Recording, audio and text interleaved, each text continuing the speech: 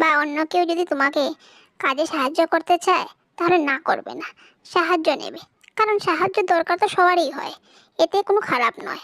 বরং মিলেমিশে কাজ করলে কাজও তাড়াতাড়ি হয় আর সম্পর্কের মধ্যে ভালোবাসাও টিকে থাকে। মা, সংসারটা যে সবার, তাই কাজের দায়িত্বটা যে সবাইকে নিতে হবে। কাল তোমারও সংসারটা বাড়বে, তখন কি তুমি পারবে জায়ের ছেলে মেয়েদেরকে এখনের মতো সময় দিতে? তখনই দেখবে তুমি খারাপ কাকি হয়ে দাঁড়াচ্ছ। ওরা যে ওর মায়ের দায়িত্ব, ভালোবাসো বাচ্চাদেরকে, কিন্তু নিজের উপর কখনো নির্ভরশীল করো না, যাতে ওরা নিজের দায়িত্বটুকু ভুলে যায়।